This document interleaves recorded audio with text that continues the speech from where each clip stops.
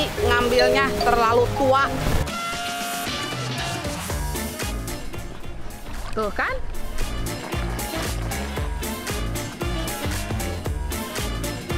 Ayo mencoba.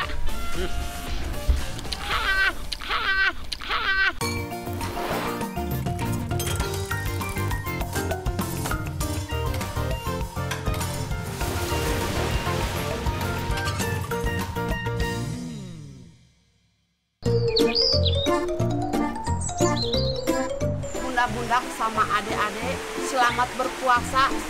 Jangan sampai lemes ya, tetap semangat kayak emak nih. Walaupun emak lagi puasa, semangat. Semangat cari bahannya, Mak.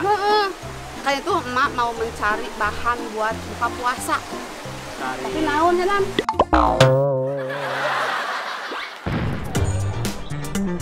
Sadayana, cuaca lagi lucu-lucunya nih, alias hareudang super panas, euy. Tapi tetap pada semangat ya puasanya, jangan mager atuh. Nah, biar gak rebahan melulu, mending ikut sama emak yuk, kita cari bahan masakan. Wah, baru jalan sebentar ke kebun nemu pohon aren yang buahnya lebat pisan. Rezeki nomplok ini mah. Lihat semuanya, ada pohon aren alias cangkaleng. Maka ada buahnya, Papa bisa diambil, Dan. Nah, kata emak juga tidak sulit kalau mencari bahan buat menu bulan puasa di hutan atau di kebun. Sadayana pasti tahu kan buah apa yang tumbuh dari pohon aren ieu? Iya betul, buah yang jadi primadona saat bulan puasa. Apalagi kalau bukan cangkaleng atau kolang-kaling. Pohon aren ini mah tinggi pisan, bisa mencapai 25 meter. Makanya emak teh nggak berani buat manjat. Biarin aja ada nih yang ngambilin cangkalengnya buat emak.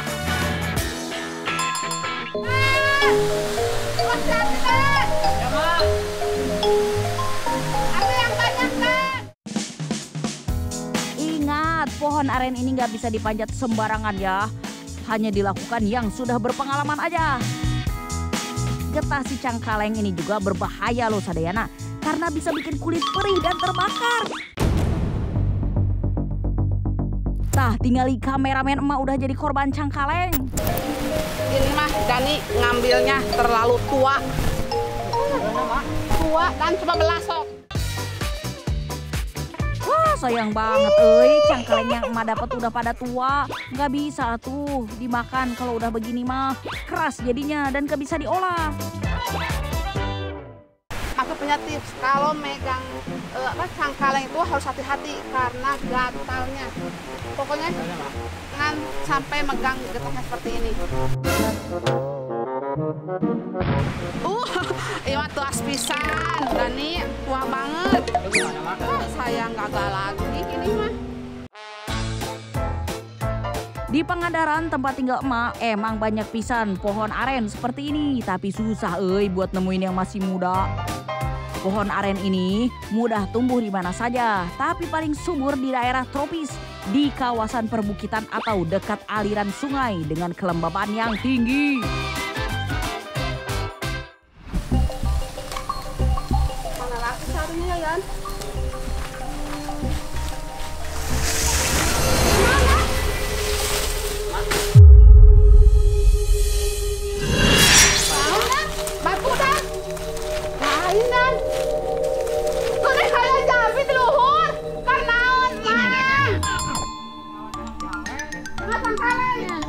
Sama orang yang lagi ngambil cangkaleng.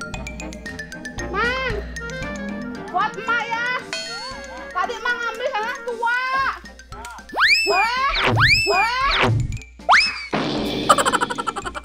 Cuma gini, Mak, carang-carang buahnya. Apa-apa sini, yang penting muda, Dan. Wah, pas banget emak dapat pohon aren yang lagi diambilin buahnya sama petaninya. Jadi nggak perlu susah-susah manjat. Buahnya juga masih muda iya mah, jadi enak buat diolah.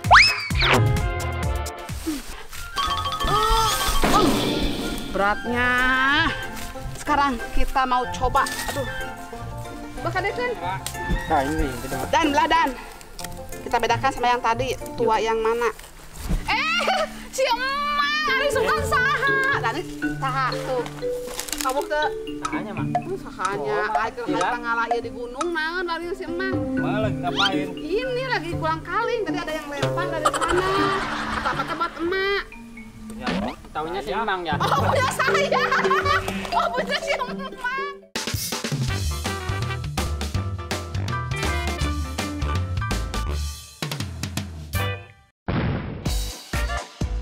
Emang rezeki emak ini mah. Udah dapat cangkaleng muda, emak juga boleh lihat pengolahannya. Nah, oke, jadi emak diajak sama si emak buat ke rumahnya buat ditunjukin gimana cara ngolah kolang kaling yang benar. Kebetulan Mang Marlon ini suka ngolah kolang kaling yang mentah buat dijual ya. Iya asik, ayo tuh Mang. Oke, sekarang kita masuk ke proses pengolahan. Nah, sebelum direbus, ibu harus pisahin dulu dari batangnya. Tapi tetap harus hati-hati karena ini sangat gatal.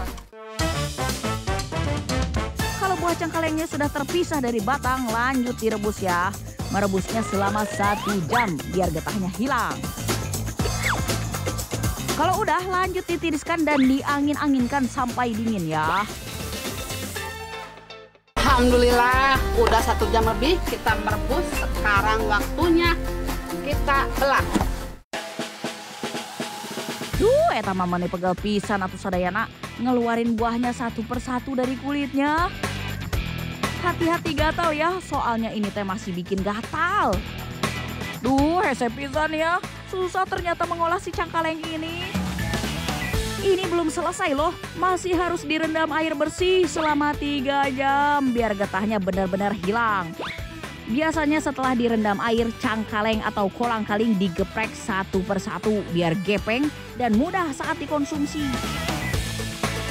Saat Ramadan seperti ini, permintaan kolang kaling sangat tinggi sadayana. Bisa 10 kali lipat dari hari biasanya. Beberapa usaha rumahan bahkan bisa mengolah hingga 100 kg kolang kaling dalam sehari.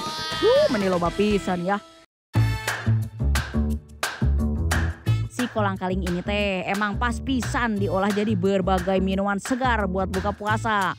Mau es teler, es oyen, sampai kolak, semuanya belum lengkap kalau nggak ada cangkaleng. Emang nggak kaleng-kaleng ya cangkaleng ini. Udah gitu, khasiatnya juga melimpah. Bisa melancarkan pencernaan, mencegah keropos tulang, mengendalikan gula darah, sampai menyehatkan kulit.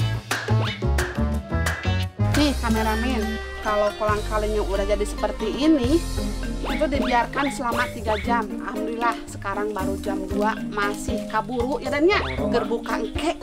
Mang, nuhunnya. Pesan kolang kalingnya. Dah, mau pamit ya? Ya, Ayo Dan. lumayan mah. Nuhun. Ayo. Udah, Ayo. kemana, Mang? Udah, ayo masak. Emang nun Mang.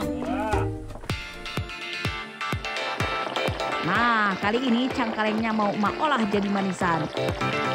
Pertama direbus gulanya bareng gula pasir dan pewarna makanan. Terus diaduk-aduk biar semua tercampur rata. Kalau airnya sudah menyusut, angkat dan tabur lagi dengan gula pasir. Terus dijemur deh biar awet, jadi bisa buat stok buat buka puasa kan. Mantap suranta beuy.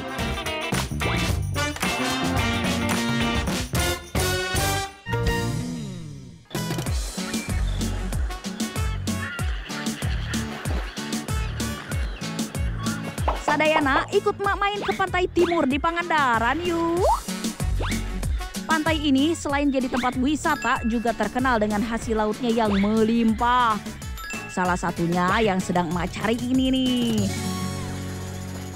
Lihat tuh, udah dapet. Sekarang ada di laut lagi. Terus seneng cari kerang sambil berenang. Aduh, tuh dapat belum? Dapat lumayan. Mana? Nah ini namanya kerang belang guys. Kerang macan. Kerangnya soalnya belang gitu. Iya, emak dan Adani lagi cari keong macan. Disebut keong macan soalnya warna cangkangnya teh belang-belang seperti macan. Kalau macan ini hidup di laut yang dekat dengan pantai, biasanya mah yang bagian dasarnya berpasir atau berlumpur. Kalau yang udah lama pasti udah tahu cara mengambil keong ini. Gampang banget cara ngambilnya.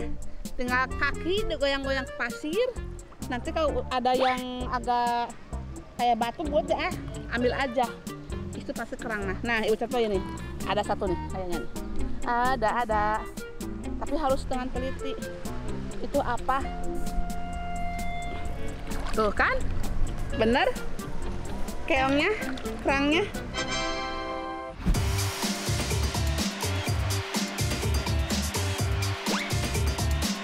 Si keong ini juga sering dikirim ke luar negeri dari Tiongkok, Taiwan, Hong Kong, Singapura, dan Malaysia. Ternyata banyak ya yang suka sama si keong macan ini. Hari sudah makin sore nih Sadayana, laut mulai pasang, ombaknya pun makin besar. Emak dan Ada nih mesti udahan cari keong macannya.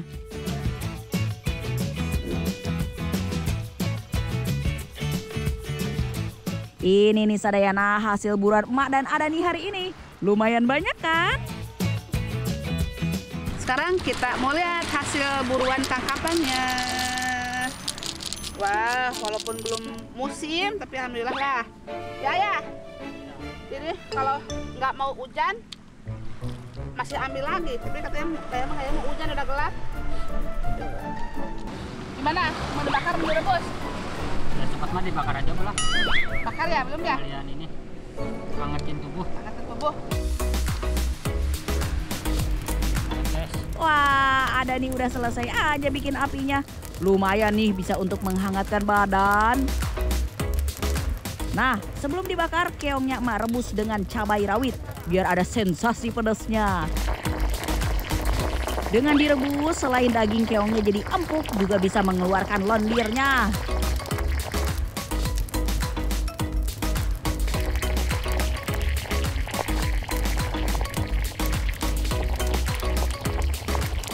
Oke, setelah tadi kerangnya direbus, sekarang bisa hindari cangkangnya. Mau ibu bikin sate. Nah, ngerebusnya sekitar 15 menit aja ya. Saya ini mau dibakar juga kok, jadi nggak usah perlu lama-lama. Membutuhkan supaya gampang waktu mencongkelnya.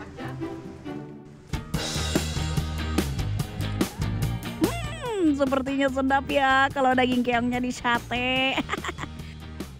Oh iya Sadayana, keong macan ini punya kandungan asam amino arginin yang baik untuk tubuh.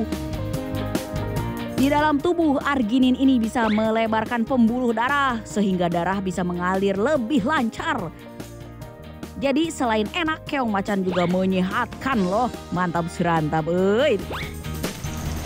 Nih, tinggal bakar,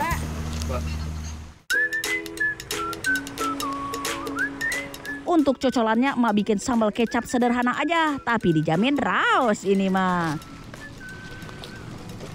Ini dia hasilnya, kerang macan. Enggak. Ini tadi habis direbus dibakar sebentar. Ini matangnya matang banget. Matang banget dong, Saya mau coba kecap. Keong laut.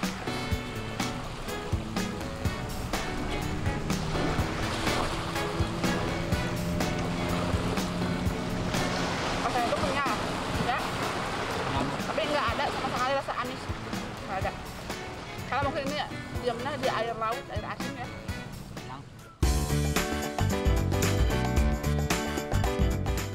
Keong macan bisa dibilang makanan favorit warga pesisir. Selain enak, kaya gizi, pengolahannya juga mudah. Cuma sayangnya belum terlalu musim sekarang. Jadi masih dapat sedikit, tapi alhamdulillah. Sadayana, jangan heran dah ngelihat Emak keliling sawah sambil bawa cobek. Lihat nih, udah bawa bumbu. Tuh ada cabai rawit, ada garam, ada bawang merah, terasi. Ini udah dibakar, bumbu terasinya kegosongan, kencur sama gula merah. Tapi bingung ini mau bikin apa ya? Ini bumbunya cocok buat bikin pencok, Ini bumbu pencoknya udah siap banget, tapi Emak masih bingung apa yang mau dipencok. Sadayana udah tahu belum apa itu pencok? Takutnya mah banyak yang belum tahu. Pencok teh sambal mentah ala orang Sunda. Biasanya disambalnya dicampur sayuran. Seringnya mah kacang panjang. Tapi bisa juga sayuran yang lain. Makanya ini emak lagi cari yang bisa dijadiin pencok. Sadayana teh ada ide nggak? Bisikin atuh ke emak. Udang itu enak. Iya, enggak. Mantang apa? Enggak cocok, enggak. Ini bumbunya bahan buat pencok dan bukan buat ubi. Ini si Adani teh setiap ketemu pohon apa teh langsung gue ditanyain bisa apa enggak dijadiin pencok. Sampai daun pisang juga ditawarin ke emak. Aduh, nggak enak atuh Adani. Kita jalan-jalan dulu ya, sambil cari buat apa yang enak kita pencok. Kita padanya udah agak tinggi, awas, mundur. Ntar jatuh. Ih, itu apa itu? Petai selong itu. Kamu nggak lihat? Petai selong. Duh, enak tuh kayaknya Sadayana. Kita harus cari pemiliknya dulu buat minta izin. Oh iya, izin sana. Boleh minta, Pak? Boleh minta, Pak. Kalah sedikit aja. Sedikit buat ini, mencok, Pak. Iya. Ini dari tadi udah muter-muter kan cari bahan. Kameramen ini aja ya, ini enak. Alhamdulillah udah diizinin. Jadi kita bisa metik petai selongnya deh. Sok we langsung diambil petainya, A. Meski batang pohonnya kecil, tapi tenang aja. Kuat kok untuk menahan berat badan Adani. Untungnya juga nggak terlalu tinggi ya pohon petai selongnya. Pohon petai selong mah tingginya bisa sampai 20 meter loh. Nih. Tuh ada yang muda, yang tua. Mana? Aduh. Dan yang paling muda banget, Dan. Iya. Aduh, Yang tua banget. enggak. Tuh, Nggak. kering. Lihat tuh. Ini dia petai selong atau petai Cina. Ini tanaman punya beragam sebutan Sadayana. Emak nyebutnya petai selong, ada yang nyebutnya petai Cina, lamtoro, dan juga melanding. Petai selong teh termasuk ke dalam suku polong-polongan. Masih satu keluarga sama petai biasa. Bedanya di ukurannya, lebih kecil dari petai biasa dan tentunya petai selong tidak bau kayak petai biasa. Oh iya, petai selong bukan tanaman asli Indonesia, tapi dari Meksiko. Jauh pisan ya. Ini sengaja ditanam di pinggir sawah. Pohon ini biasa berfungsi sebagai peneduh. Daun-daunnya yang rontok juga bisa jadi pupuk alami untuk tanaman di bawahnya loh.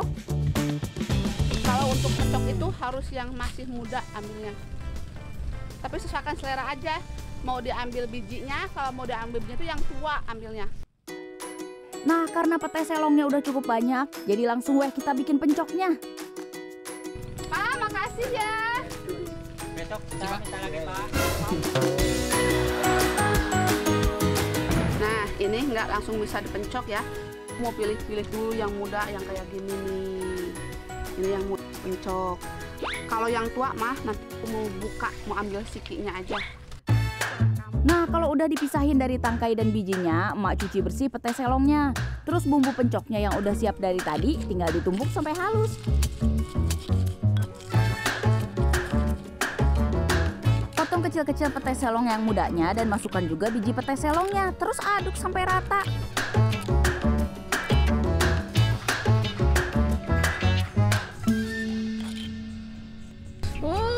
Udah selesai jadi nih pencoknya, pencok daun selong Jangan sabar. atau petai Cina. Makanan pencok petai selong ini makin enak kalau pakai nasi anget sama kerupuk Sadayana. Mantap pisan, euy. Sama kerupuknya tuh, A. Tuh, makan. Gimana? Enak. Enak ya? Bismillahirrahmanirrahim. Seger. Iya dong. Yang lagi terserang diare, coba makan petai selong untuk penyembuhannya. Gizinya juga lengkap pisan, ada protein, kalsium, zat besi, dan tentunya vitamin. Nah, untuk olahannya teh nggak terbatas sama pencok aja atuh. Yang paling legendaris teh diolah jadi tempe. Orang-orang di Jawa Tengah dan di Jawa Timur nyebutnya tempe melanding. Biji petainya sebagai pengganti kacang kedelai. Buat mak sih yang bikin unik wadah pembungkusnya. Ada yang dibungkus pakai daun jati, ada pula yang pakai pelepah pisang. Kapan-kapan emak mau coba bikin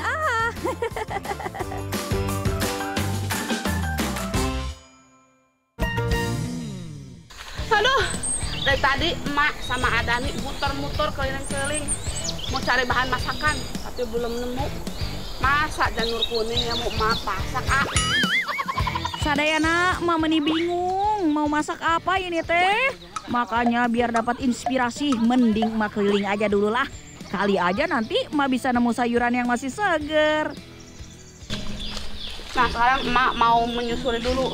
Barangkali aja di sekitar sini ada bahan masakan atau enggak nanti di pinggiran sawah. Lapar, Mak. Ya ayo nyari.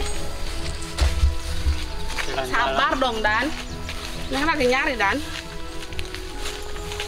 Mau dimasakin rumput sama emak? Nggak mau. Kambing apa? Ya ini dia Sadayana. Setelah menyusuri kebun akhirnya emak nemu bahan masakan. Kalau di tempat emak tuh ada 2 jenis pohon pepaya. Pertama yang bisa berbuah. Kedua yang cuman ngeluarin bunga alias gandul geang atau pohon pepaya jantan. Ulu meni banyak pisan bunga pepayanya. Emak bakal puas nih masaknya. Dan banyak banget Dan bunga gandul geangnya Dan. Nah, kameramen, biasanya kalau contoh gandul pohon pepaya seperti ini tuh namanya gandul geang. Dia tidak berbuah, cuma berbunga seperti ini lebat. Meski terkenal dengan rasanya yang pahit, bunga pepaya ini teh kaya kandungan antioksidan. Apalagi kalau udah dimasak, dijamin raus pisan. Sadayana tahu enggak apa aja manfaat bunga gandul geang? Bunga ini bisa meningkatkan imunitas tubuh, mengontrol tekanan darah, dan yang paling penting nih, mengandung banyak vitamin atuh. Dan ini aja yang naik, emak nggak nyampe. Kalau emak yang naik, lihat, takutnya nggak kuat dahannya, langsung patah. Tuh kan, kalau manjat bisa langsung dapat banyak bunga pepayanya. Sebentar aja bakul emak langsung penuh. Awas hati-hati Dan, takut patah Dan. Ya. Kamu jatuh sih Dan, nep ini Dan. Bayangnya ini pohon pepayanya takut patah. Pepayanya sayang, orangnya nggak sayang. Soalnya kan pendek Dan. Ini ngomong-ngomong punya siapa, Mak, Dembat, Mak? Nah, ini punya Wak Entur. Bentur. Beli apa minta, Mak? Minta dong. Minta kan lebih enak Dan. Enak ya. Dah, pahit, Mak. Oh iya. Sini, Mak mau nyoba. Pahit tapi enak, Mak. Mau nyoba. Kamu mau nyoba?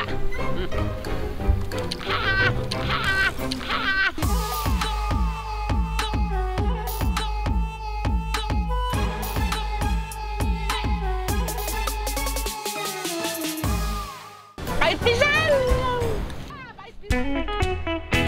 Daripada makan yang masih mentah, mending dimasak aja yuk Sadayana. Sekalian emak pengen ngasih tips cara masaknya biar nggak pahit gitu. Nah ini dia resep dari emak biar bunga pepayanya nggak pahit. Emak pakai air tanah liat buat merebusnya.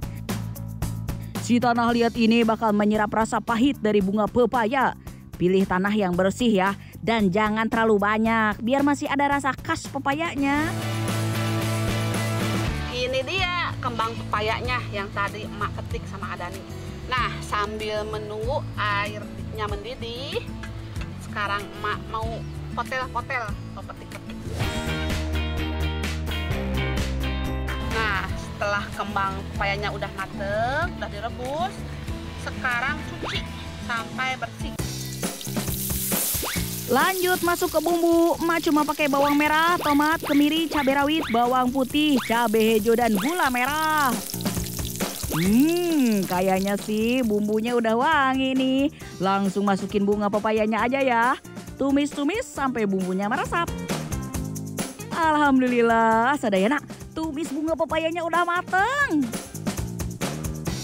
Ini dia bunga pepayanya, tumis bunga pepayanya udah mateng. Ayo sekarang kita makan. Yuk Sadayana langsung dicicipin, mumpung masih panas. Tapi sayang ya, kurang ikan asin emak lupa bawa.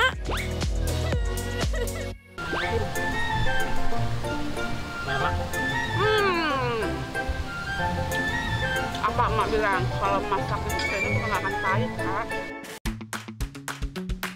Alhamdulillah, nikmat mana lagi yang kau dustakan? Ini baru mantap surantap. Teksturnya itu kayak batang kangkung. Bilangnya Cuman yang memang agak-agak bukan keras dikit. bukan daun kangkung, tapi batang kangkung. Walaupun daun pepaya itu, kembang pepaya itu terkenalnya pahit banget, tapi jangan salah. Ini tuh termasuk sayuran, jadi sehat. Perpaduan tumis bunga pepaya dengan nasi panas cocok pisan ieu mah. Sok atuh dicobanya, dijamin gak bakal nyesel.